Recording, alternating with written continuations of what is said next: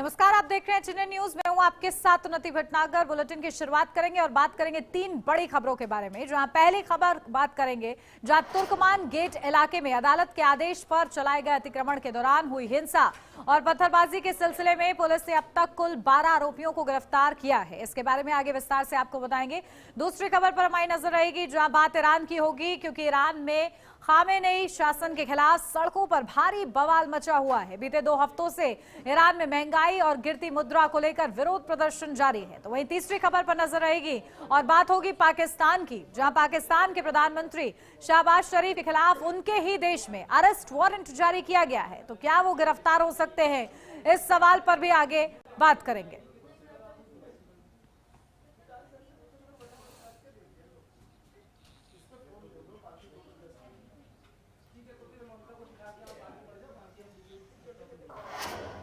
और देखिए, इस बीच सबसे पहले आपको ले चलते हैं कोलकाता, जहां पर पश्चिम बंगाल की मुख्यमंत्री ममता बनर्जी प्रदर्शन कर रही हैं। शक्ति प्रदर्शन की ये तस्वीरें इस वक्त हम आपको दिखा रहे हैं। ईडी के खिलाफ उनका ये प्रदर्शन, और देखिए बड़ी संख्या में उनको जन समर्थन मिलता हुआ नजर आया है। जो करता है टीएमसी के, वो इस प्रदर्शन में उनके साथ मौजूद हैं और तस्वीरें आप सीधा देख रहे हैं।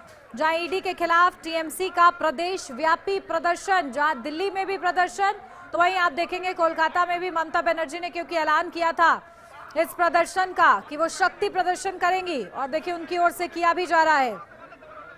तो तस्वीरें आपके सामने है। ईडी के खिलाफ टीएमसी का जोरदार प्रदर्शन, क्योंकि लगातार टीएमसी की ओर से गंभीर आरोप ये लगाए जा रहे हैं कि ये सब राजनीति की वजह से किया जा रहा है। बीजेपी पर सीधा सीधा आरोप कि जांच एजेंसियों का दुरुपयोग हो रहा है।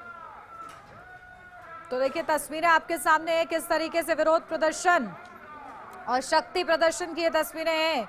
पश्चिम बंगाल की मुख्यमंत्री ममता बनर्जी सड़कों पर उतरी है और उनकी ओर से सीधा सीधा गंभीर आरोप बीजेपी पर कि जांच एजेंसियों का दुरुपयोग हो रहा है। ईडी जो कार्रवाई कर रही है वो सब राजनीतिक प्रयोग है।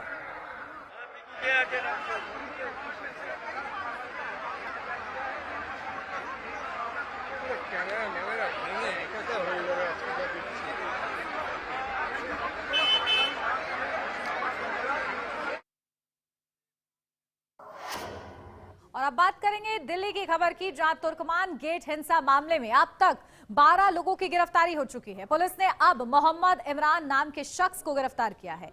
मोहम्मद इमरान सुल्तानपुरी इलाके का रहने वाला है। तुर्कमान गेट इलाके में अदालत के आदेश पर चलाए गए अतिक्रमण अभियान के दौरान हुई हिंसा और पत्थरबाजी के सिलसिले में पुलिस ने अब तक करीब 12 आरोपियों को गिरफ्तार किया है, जिनमें एक नाबालिग भी शामिल है। अब इस पूरे मामले में 12वें शख्स मोहम्मद इमरान उर्फ राजू की भी गिरफ्तारी हुई है। वो तुर्कमान गेट इलाके का रहने वाला नहीं है। इससे पहले गिरफ्तारी सभी लोग जो है तुर्कमान गेट इलाके के रहने वाले बताए जा रहे हैं। तो जुमे की नमाज को देखते हुए पुलिस और प्रशासन पूरी तरीके से सतर्क रही है। तो शांति बनाए रखने के लिए अमन कमेटी के साथ बैठक भी की गई है। पुलिस का कहना है कि किसी भी तरह की अफवाह या उकसावे की कोशिश को बर्दाश्त किसी भी सूरत में नहीं किया जाएगा। तो देखिए तुर्कमान गेट पर पत्थरबाजी का ये पूरा मामला, इस पूरे मामले में अब तक 12 लोगों की गिरफ्तारी हुई है।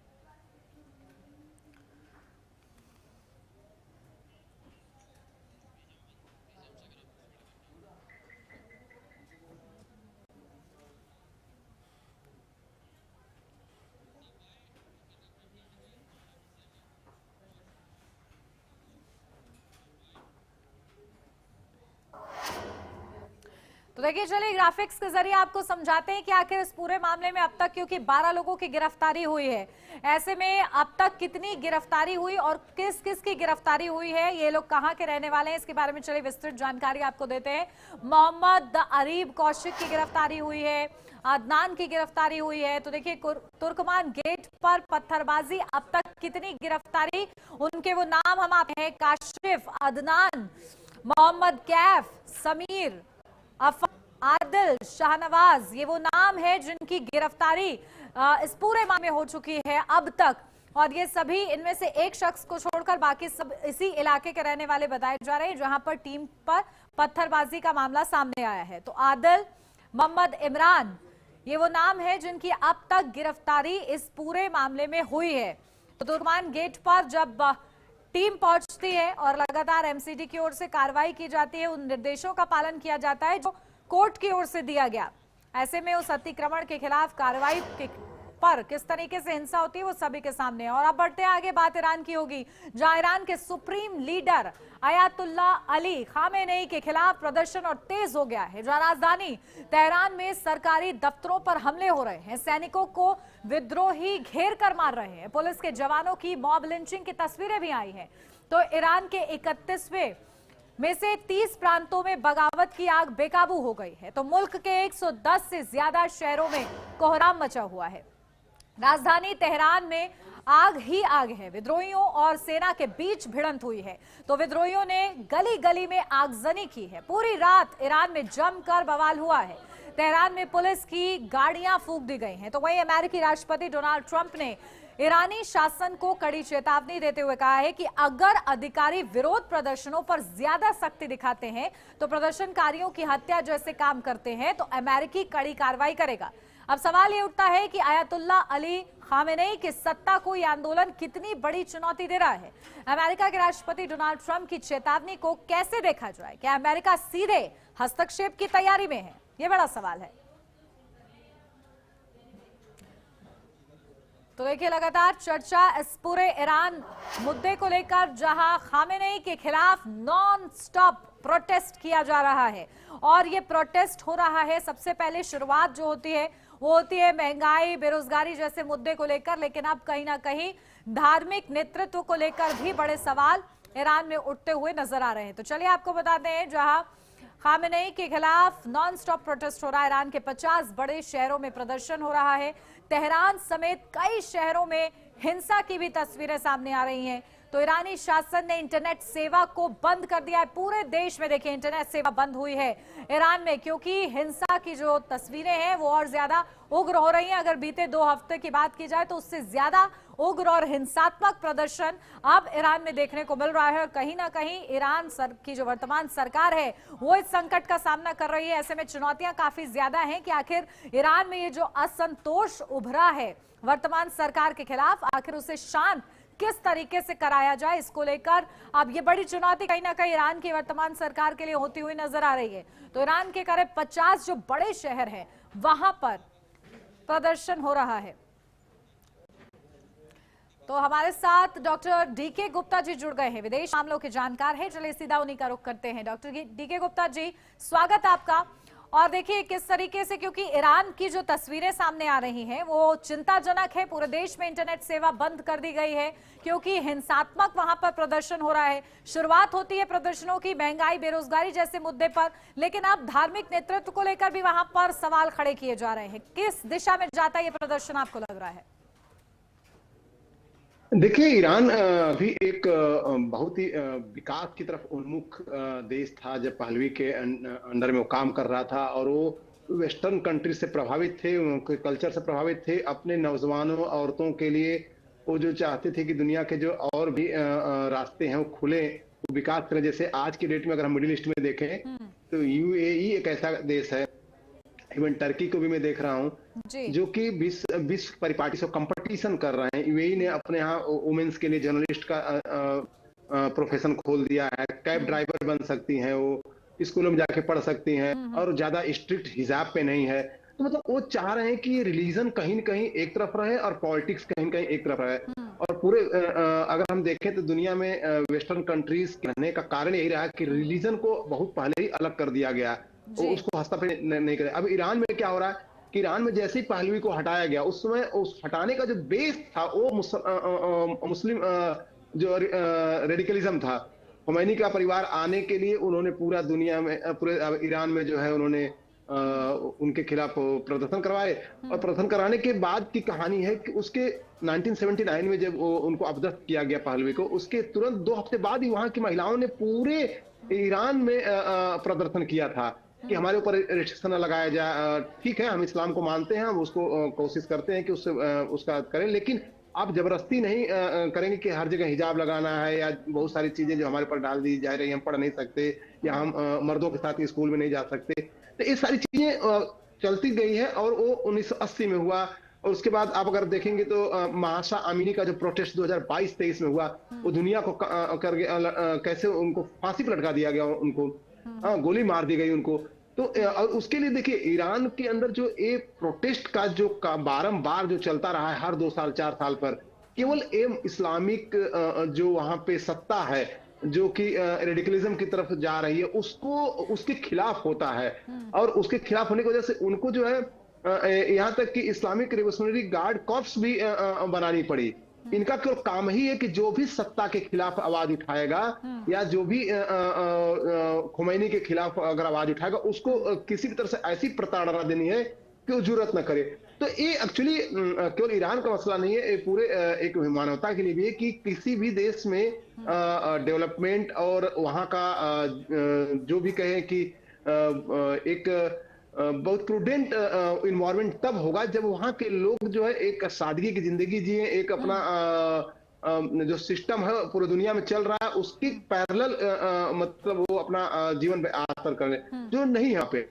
तो एक चीज तो चिंताजनक है कि वो बारंबार वहां पे होता है और गवर्नमेंट उसको दबा देती है, तो एक चिंताजनक बात विश्व के लिए भी है। जी बिल्कुल, और ये अस्थिरता वहां पर बनी ही रहती है। लेकिन डीके गुप्ता जी, क्योंकि अमेरिका की ओर से धमकी दी गई है कि अगर आप प्रदर्शनकारियों पर जुल्म ढाते हैं तो फिर अमेरिका हस्तक्षेप करेगा, बर्दाश्त नहीं करेगा। इस धमकी के बाद जिस तरीके से ईरान के आर्मी चीफ का बयान सामने आया था कि कोई भी इस तरीके की हरकत ना हो वरना हाथ काट दिए जाएंगे, तो ये जो आरोप प्रत्यारोप हो रहे हैं, क्या अमेरिका की धमकी को सीरियसली ईरान ले रहा है, उससे बौखलाया हुआ है?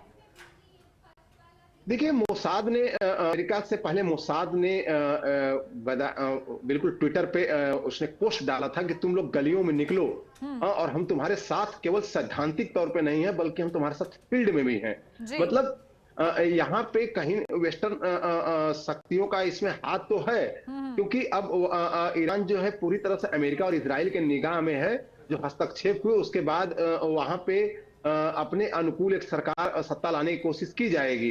और पहलवी जो उनके सन है जो एग्जाइल में है, इस समय अमेरिका में ही है, उन्होंने ट्रम्प से हस्तक्षेप की मांग की, हालांकि उन्होंने मना किया है, बोला कि अभी हम अपोजिशन लीडर कौन बनेगा वो वहां की स्थितियां तय करेंगी।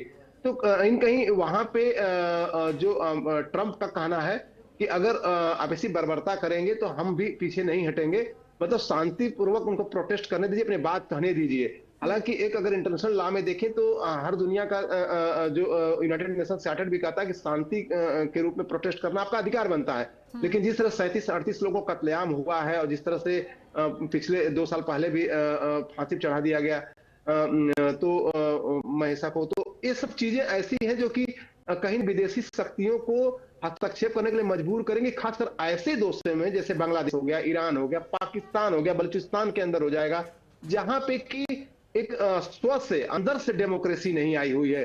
वहां के लोगों ने मिलकर जहां का अपना एक राजतंत्र नहीं बनाया है या अपना सत्ता का नहीं बनाया, कॉन्स्टिट्यूशन नहीं बनाया है, तो वहां पे वेस्टर्न शक्तियों को या विदेशी और शक्तियों को, जैसे चाइना हो गया, ऐसे देशों को मौका मिलता है हस्तक्षेप करने का, तो स्वाभाविक है कि उसमें अमेरिका भी अपना जो है मौका ढूंढ रहा होगा। जी बिल्कुल, और देखिए अब ईरान के सामने क्या कुछ बड़ी चुनौतियां हैं, क्योंकि ये जो प्रदर्शन के स्वर हैं वो और ज्यादा तीखे हो रहे हैं, हिंसात्मक रूप लेते हुए नजर आ रहे हैं। ऐसे में क्योंकि ये अस्थिरता बनी ही वहां पर रहती है, तो क्या कोई रास्ता निकल सकता है? क्योंकि वहां के लोगों की नाराजगी इस बात को लेकर भी है कि वहां की मुद्रा लगातार गिर रही है। देखिए, जो ईरान जैसे देश है, जैसे पाकिस्तान है, ईरान है, ऐसी तो कहीं बड़ी इकोनॉमी नहीं है, इनके पास बहुत सारे रिसोर्सेज नहीं है, इनके पास R&D नहीं है, इनोवेशन नहीं है, तो इनके लिए चुपचाप और देशों से मैत्रीवत संबंध बना के अपने लिए विकास को ध्यान देना, अपने आवाम के लिए काम करना। ईरान ने ऐसा नहीं किया। ईरान ने पहलवी के बाद रेडिकलिज्म की तरफ आ गया, रिवोल्यूशनरी इस्लाम की तरफ चला गया, और वहां पे मिसाइलें हम ज्यादा बना सकते हैं तुमसे, और हम जो है इजराइल को हम नाबूद कर देंगे, इन सब धाराओं में बने लग गया। तो वहां का जो बेसिक चीज था, जो वहां के लोगों के लिए एम्प्लॉयमेंट, उनके हर बच्चों के हाथ में लैपटॉप होना चाहिए, टेक्नोलॉजी होनी चाहिए, उनके बच्चे विदेश में जाके एक्सेल करें, जैसे भारत के लड़के जाके विदेशों में एक्सेल कर रहे हैं, कोई माइक्रोसॉफ्ट का चीफ बना हुआ है, कोई गूगल का चीफ बना हुआ है, ऐसा वो नहीं कर पाए। तो ये धीरे धीरे सुलगती हुई आग अब वहां पे जो है, इसका रास्ता देखिए एक है कि ईरान जो है आईएईए जो इंटरनेशनल एटॉमिक एनर्जी का जो एजेंसी है उसकी बात को माने। और मैं कहना चाह रहा हूं कि वो परमाणु बम बनाने का अगर जरा सा भी उसके अंदर सोचे तो उसको बंद करे, और उसके बाद विदेशी ताकतों से मिलके अपना जो सिविल न्यूक्लियर प्रोग्राम है उसको आगे ले जाए, और उसके साथ साथ अपने सैंक्शन हटवाए। सैंक्शन हटवाने से उसका जो रुपये जो करेंसी है उसका जो अस्थायित्व भी आएगा, और जो इन्फ्लेशन इसमें 42% चला गया है, एकदम महंगाई चरम पे है वहां पे, हाँ, जिसकी वजह से लोग परेशान हैं। अब रोजगार तो है नहीं वहां पे, तो इसकी वजह से जो वहां पे जब अस्थायित्व आएगा तो इसमें बहुत समझदारी से ईरानियन सरकार को वेस्टर्न और ईरान और मुसलमान और क्रिश्चियनिटी का भेद हटा के एक बीच का रास्ता अपना के अपने लोगों के लिए फिर से शुरुआत करनी चाहिए कि उनके लिए एक अच्छी राह निकले, उनके लिए रोजगार मिले, उनके लिए जो एक इंडस्ट्री मिले, केवल ऑयल के नहीं, वहां पे कंप्यूटर लैब्स खोले, वहां पे माइक्रोसॉफ्ट गूगल अपने ऑफिसेस खोले। एक करेंगे तब वहां पे जाके शांति मिलेगी, वहां के लोगों को जो है रोजगार मिलेगा, और स्वाभाविक है कि फिर उसके बाद जब सबके साथ मिलकर चलेंगे तो कोई इस पे मुझे लगता नहीं कि इश्यू होगा जी। बिल्कुल, लेकिन फिलहाल इस दिशा में ईरान की सरकार सोचती है कि नहीं, ये देखना होगा। ठीक है डॉक्टर डीके गुप्ता जी, आप बने रहिएगा हमारे साथ, लौटूंगी आपके पास ज्यादा अपडेट के लिए, ज्यादा जानकारी के लिए। फिलहाल यहाँ रुक रहे एक छोटे से ब्रेक के लिए, जल्द हाजिर होते हैं।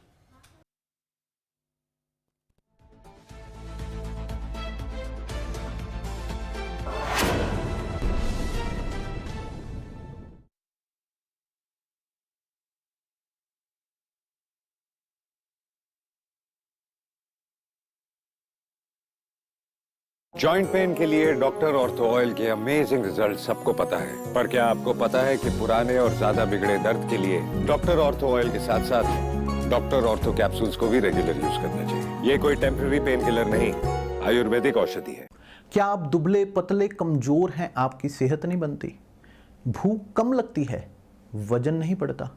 दरअसल मेन बात खाना पीना खाना नहीं है, मेन बात है खाया पिया लगना। और अगर खाया पिया लगेगा ही नहीं तो आपकी सेहत बनेगी कैसे?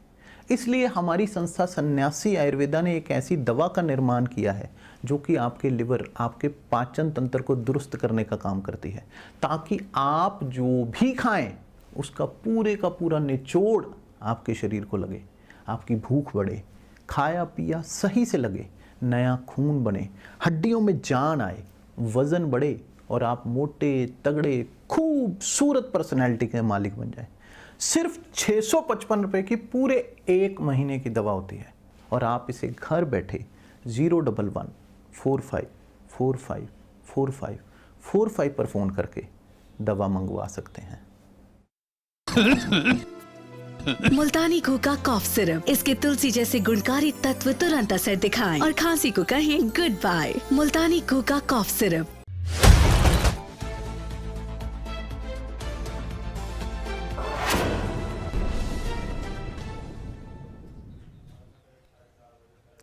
ब्रेक के बाद स्वागत है आपका। बढ़ते हैं आगे और अब बात करेंगे पाकिस्तान के बारे में कि आखिर पाकिस्तान में ये हो क्या रहा है। अब तो पाकिस्तान के प्रधानमंत्री के लिए भी मुसीबतें बढ़ गई हैं, क्योंकि पाकिस्तान के प्रधानमंत्री शहबाज शरीफ के खिलाफ उनके ही देश में गिरफ्तारी वारंट जारी किया गया है। जानकारी के मुताबिक ये वारंट पाकिस्तान के कब्जे वाले बलूचिस्तान की निर्वासित सरकार ने जारी किया है। इसमें शहबाज शरीफ पर बलूचिस्तान के वीजा नियमों का उल्लंघन करने का आरोप लगाया गया है और कहा यह जा रहा है कि उनकी गिरफ्तारी हो सकती है। पाकिस्तान के प्रधानमंत्री शहबाज शरीफ पर बलूचिस्तान की संप्रभुता को गंभीर और जानबूझकर नुकसान पहुंचाने का आरोप भी लगाया गया है। अब ऐसे में पीएम शहबाज शरीफ के खिलाफ इस गिरफ्तारी वारंट की घोषणा मीर यार बलोच ने की है। उनके एक्स पर पोस्ट किया है कि बलूचिस्तान गणराज्य ने बलूचिस्तान के वीजा नियमों के उल्लंघन के आरोप में पाकिस्तान के प्रधानमंत्री शहबाज शरीफ के खिलाफ गिरफ्तारी वारंट जारी किया है।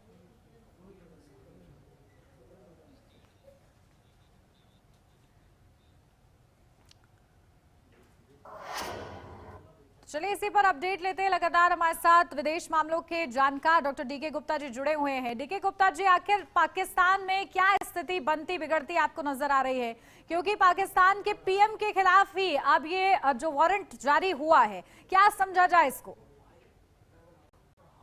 देखिए, जो वारंट जारी किया होगा वो जो बलूचिस्तान की जो एक्साइल में इसमें कनाडा में रह रही है, और उनके जो चीफ हैं वो कनाडा में रह रहे हैं, और उन्होंने जारी किया, तो वो उनका अपना अधिकार था, क्योंकि बहुत सारी दुनिया में गवर्नमेंट इन एक्साइल चलती है, जैसे कि अगर हम देखें तो तिब्बत की भी गवर्नमेंट इन एक्साइल इसमें इंडिया में है। हाँ, और MQM कभी पाकिस्तान में हुआ करती थी और लंदन में हुआ करती थी। तो इस तरह से वहाँ की जो गवर्नमेंट है, हाँ, इसका कोई ज्यादा प्रभाव नहीं पड़ेगा पाकिस्तान पर, क्योंकि वहाँ पे उनके उनकी कोई ऑफिस है ना, उनका कोई अपना एक इन्फोर्समेंट है वहाँ पे। तो इसका हाँ ठीक है, इससे उनकी जो है एक लॉबी बनती है, मैटर्स को हाईलाइट कर रहे हैं। जैसे अब उनको वारंट जारी हुआ तो भारत में भी उसका चर्चा हो रही है, ऐसे उसके विदेशों में भी हेडलाइंस बनेंगी। तो एक ध्यान आकर्षण का तरीका होता है जो गवर्नमेंट इन एक्साइल होती हैं, वो अपना लॉबी रख के अपने संप्रभुता के लिए या सेमी संप्रभुता के लिए या ऑटोनॉमी प्राप्त करने के लिए विदेशों में बैठ के अपना एक प्रेशर ग्रुप क्रिएट करती हैं। तो लेकिन एक बात सत्य है कि पाकिस्तान में अब स्थिति अस्थिर नहीं रहेगी, क्योंकि पाकिस्तान का भी वही लाइन है जो कि ईरान का है। वो जब से पाकिस्तान ने होश संभाला या जन्म लिया है, तब से पाकिस्तान के अंदर जो जमहूरियत रही, जो डेमोक्रेसी रही, उसको कुचला गया है। और यह प्रकार से वहां के लोगों के साथ अन्याय है, जो वहां के आवाम है, जो जनता है, उसके साथ एक नाइंसाफी है आर्मी की। क्योंकि देखिए, आर्मी होती किसी देश में नौकरी पाना, देश की सेवा करना, रिटायर होना, पेंशन लेके और सामाजिक कार्यों में काम करना। उसका काम ये नहीं होता कि सत्ता भोगना है या वहां के प्रधानमंत्री को हटा देना है या इनडायरेक्ट रूप से उनको हटा के अपने जैसे मुनीर ने कब्जा कर लिया है, या फिर इससे पहले नवाज शरीफ को लंदन भेज दिया गया था और वहां पर मुशर्रफ हो गए थे। तो इस तरह से कहानी क्या हो रहा है कि वहां पे जो गवर्नमेंट से एक्सपेक्टेड डिलीवरी है वो डिलीवर नहीं हो पा रही है लोगों के, चाहे वो खैबर पख्तूनख्वा हो, चाहे वो बलूचिस्तान हो, वो डिलीवर नहीं हो पा रहा है। जो जैसे नरेंद्र मोदी हिंदुस्तान डिलीवर कर रहे हैं, एक एक व्यक्ति को नल का पानी जा रहा है, एक एक व्यक्ति का ध्यान रखा जा रहा है। अगर कोई बच्चा अगर बाहर में कनाडा में कहीं फंस गया तो उसके लिए मिनिस्टर तक जा रहे हैं लेने के लिए। तो डिलीवरी जो है नहीं हो पा रही है, ये पिछले 70 साल से नहीं हो पा रही है। इसलिए वहां पे अब एक नॉर्मल रूटीन रहेगा। और बलूचिस्तान, खैबर पख्तूनख्वा एक ऐसे स्पॉट्स है जो विदेशी ताकतों के लिए भी प्रयोगशाला है। और जैसे कि अभी देखिए अमेरिका ने क्या किया, अमेरिका ने बलूचिस्तान BLA को, लिबरेशन आर्मी को, अपने देश के अंदर बोला है कि आतंकवादी संगठन हमारे देश में ऑपरेट नहीं कर सकता, लेकिन पाकिस्तान के अंदर ऑपरेट कर सकता है। क्योंकि पाकिस्तान ने जब इसकी मांग यूनाइटेड नेशंस में उठाई 4-6 महीना पहले, तो उसको वीटो कर दिया अमेरिका ने। तो इसका मतलब कि वो एक हथियार है आने वाले समय के लिए। उन ताकतों में जब तलखी बढ़ेगी पाकिस्तान से, तो उन्हीं को यूज किया जाएगा पाकिस्तान के अगेंस्ट, चाइना के अगेंस्ट बलूचिस्तान में, जो मैं समझ पा रहा हूं। तो स्थिति सब मिला जुला के पाकिस्तान की डवाडोल रहेगी। वही 3-4% का विकास दर रहेगा, कभी नहीं रहेगा, कभी वो लोन मांगेंगे, कभी उसके बाद उनको डांट पड़ेगी, और ऐसे उनका ऐसे भविष्य चलता रहेगा, जो उनके लिए एक रूटीन रहेगा। जी, लेकिन ये जो वीजा नियमों का उल्लंघन का उन पर आरोप लग रहा है, अब ये जो वारंट जारी किया गया है, इसमें ज्यादा से ज्यादा क्या हो सकता है? नहीं, इसमें कुछ होगा नहीं। देखिए, वो जो गवर्नमेंट बनती है, जब गवर्नमेंट इन एक्साइल होती है, तो जैसे ही हमारा सेटअप होता है, गवर्नमेंट का कैबिनेट मिनिस्टर बनते हैं, उसके मंत्रालय बांटे जाते हैं, उनको अलग अलग जिम्मेदारियां दी जाती हैं। तो कनाडा में जो गवर्नमेंट इन एक्साइल है, जो नैला के अंदर, तो वो उन्होंने मिनिस्टर भी बना रखे हैं, उनके अपने मंत्रालय भी है, उनके अपने एक संविधान भी है। तो संविधान के हिसाब से जब शहबाज शरीफ वहां गए होंगे, तो उस संविधान के हिसाब से उन्होंने बिना वीजा अप्लाई किए, क्योंकि वो अपने आप को कंट्री मानते हैं। बलूचिस्तान लिबरेशन अपने आप को कंट्री मानते हैं, तो बिना परमिशन के कैसे गए? तो उससे उन्होंने अपना नोटिस जारी किया। उनको विश्व समुदाय में एक हाईलाइट होंगे वो। लेकिन इसका कोई प्रभाव नहीं पड़ेगा, इसका कोई वहां पे, क्योंकि उनकी कोई इन्फोर्समेंट वहां पे नहीं है। बिल्कुल, लेकिन सांकेतिक रूप से कहीं ना कहीं अपने विद्रोह के स्वर जो हैं वो दर्ज करा दिए हैं। ठीक है, बहुत शुक्रिया डॉक्टर DK गुप्ता जी आपका। और इसी के साथ 3 बजे की 3 बड़ी खबरों में बस इतना ही। खबरों का सिलसिला आगे भी जारी रहेगा। आप बने रहिए HNN न्यूज के साथ।